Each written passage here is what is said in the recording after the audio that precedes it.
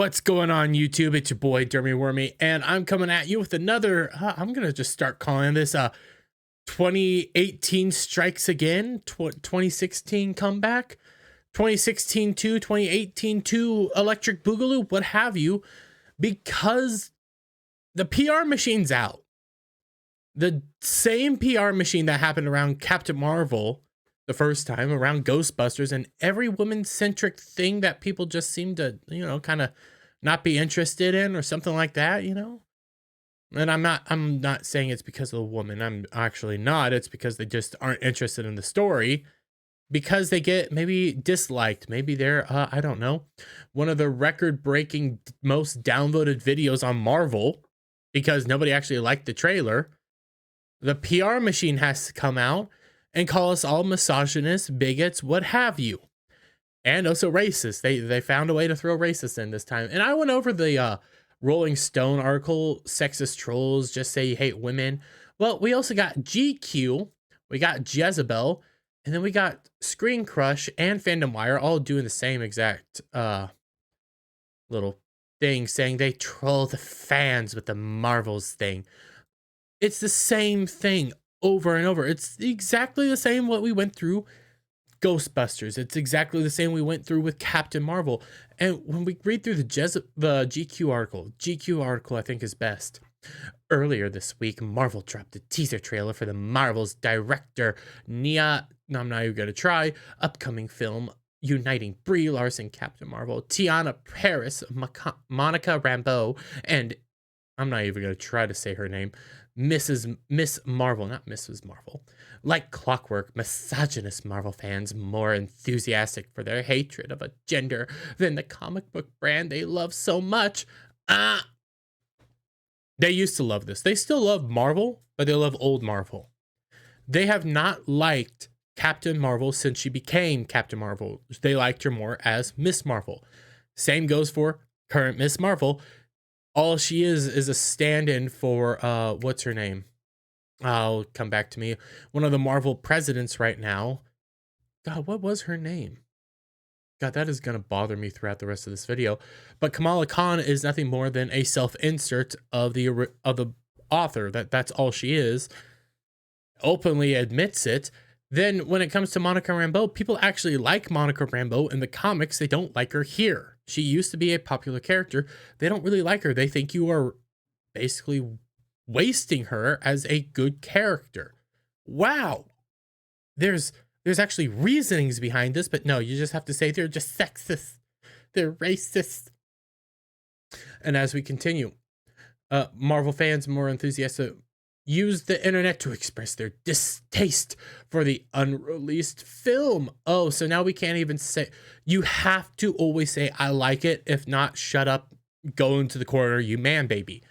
The Marvel's 2-minute teaser shared on the Marvel Entertainment YouTube account has over 300,000 dislikes. Now about 600,000?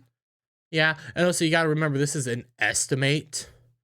And it's always estimates very conservatively and lower, so there's a whole lot more there. Its comment section is flooded with unfunny sexist comments, as well as weird, equally unfunny references to other movies. Wow, I wonder how did that come about? Well, it came about because of your same arguments, same pathetic arguments when it came to Rings of Power. Rings of Power came out. People started noticing that the comment sections were being, locked out, comments were being deleted, and to show their disdain, they began possibly the greatest thing ever.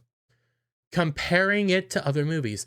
I like the part at the end, the 4 women were fighting, but then they realized all their mothers have the same first name, so they became friends.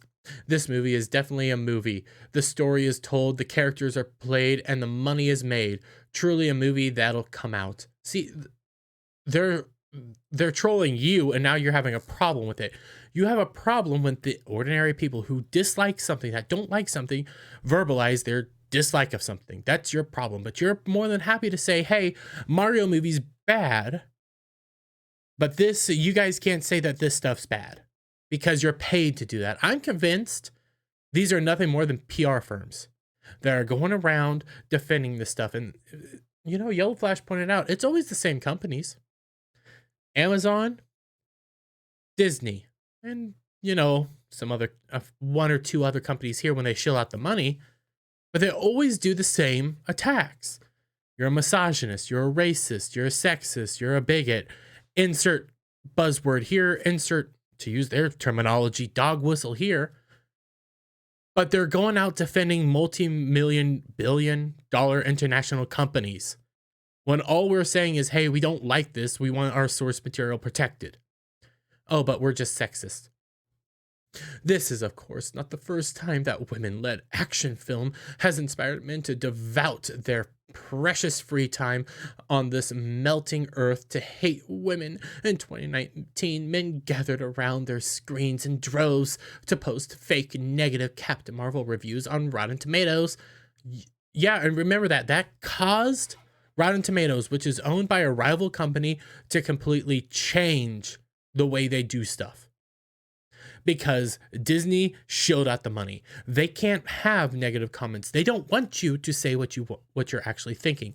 They hate the fans. Well, in the inverse, what did Nintendo do? What did Illumination do? What is that company doing? Universal? Oh, they're letting you talk about it. When it comes to these shitty IPs, these shitty movies, these shitty video games, what have you, they want to shut down negative discourse. They want to shut down people saying, hey, I don't like this, because they can't stand without it. If people say they don't like this, they want you to shut up, sit down, you know nothing. While on the flip side, if the people start saying, hey, we actually like this, oftentimes you guys are gone. You don't point it out. You don't point out when they're more than happy with Gina Carano. You don't see that. No, you want to come out and say that she's a racist. She's a istophobe. Your arguments are pointless and meaningless with just a simple bit of research. Captain Marvel was the MCU's first female-led film since the franchise launch in 2008. Actually, the first Marvel female-led show, but you're saying MCU, but the first Marvel one was Elektra. It wasn't a good movie, but it was a female-led. Nobody had a problem then. With Iron Man, its star Larson became a punching bag during the film press tour simply for stating the importance of inclusion. No, she said verbatim, she doesn't care what an 40-year-old old white dude has to say. She began the backlash. She began fighting back. Fans counterpunched. Fans took her to task. And then you had to come out and say, why do you guys not like me? It's the meme, throwing the manure over the wall that says internet. And when they throw the maneuver back, they yell misogyny. That's exactly what happened. The trolling for Captain Marvel was so bad that it forced Rotten Tomatoes to change its policy. See, they even admit it. Rotten Tomatoes actively changed it because Disney told them to. The site eliminated the want to see percentage feature and disabled comments prior to film's release. The Captain Marvel audience score is currently at 45% compared to its 79% critics score. That should tell you something. Critics like it, audiences hate it. While on the flip side with Mario, critics hate it, audiences love it. Man, maybe that's something there. Maybe we should quit listening to the critics and actually talk to the fans. No, but the fans don't know anything. The fans can't interact. The fans don't know any better. They don't have degrees. They don't have, studied in all these film things. No, they just shilled out a bunch of money over years and know these properties better than critics. That's the reality here. They don't want actual criticism. They want you to shut up and accept it. Last summer, Ms. Marvel Disney Plus show introducing, I'm not even going to try, drew ire both due to her gender and Muslim heritage. That didn't happen. No, nobody watched it because it obviously wasn't marketed towards them. Kamala Khan is nothing more than a stand-in for, my God, why am I still blanking on her name? But anyways, leader of Marvel, what have you. God, her name still escaping me, bothers me. Anyways, it was marketed literally for young teenage Muslim girls that the main audience for Marvel never was. They were predominantly men.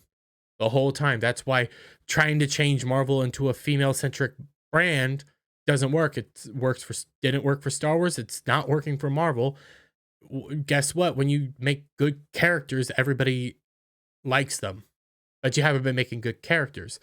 Case in point again, Monica Rambeau originally was a beloved character, and people are actually mad that you are wasting her. Another case in point, Elektra. Elektra was beloved in the Daredevil show. They're not excited to see her come back in MCU, but they loved her. We have examples of people actually loving female-led shows, but you just ignore them and say, no, they're sexist. They never liked them. But we have examples of them, plenty of them. But hey, keep up your lies. Becoming the lowest rated MCU show on IMDb because nobody liked it. It was bad. That's case in point. And nobody actually hated Villeneuve. Actually, I've heard nothing but praise for her. She was very charismatic and loved. Wow. Nobody cares about her. They care about the character. You can separate the two. Marvel's other female-led show from last year, She-Hulk Attorney at Law, received similar backlash, not because of the female, because the character was so unlikable. She was nothing more than a drunk whore. That's it. They have no real argument. They only say that because you don't like this, because maybe the writing's bad or something, you're just a sexist. It's 2016 all over again, case in point. And 2016, of course, men with a passion for the gender integrity of the Ghostbusters franchise fought a similar battle against the Ghostbusters remake starring Kristen Wiig, I'm not even going to try, Leslie Jones, and Melissa McCarthy. Yes, but how did Ghostbusters Afterlife do? That movie was pretty successful. They have a sequel coming out, and one of the main characters was a young girl. Wow, when you honor the source, when you honor fans, when you honor people, things actually come together. People actually show respect. People actually like it. Now, Afterlife wasn't the greatest movie ever, but it was fun. A whole lot more fun than the 2016 movie. They have no real argument. They are just trotting it out again, trying to do it again because they have nothing else. There's no way to defend this stuff. You can't defend it. It's plain as day that all this stuff is failing all around you, but continue going on with the old tired arguments from 2016, 18, 17, whatever have you. We'll just be over here laughing the whole time because it's proven false. But let me get you guys' thoughts down in the comments below. If you like this video, give it a thumbs up, share it out with friends, hit that subscribe button, hit that notification bell for every time I put out a new video and go live, guys. And I'll see you all on the next one. Bye for now.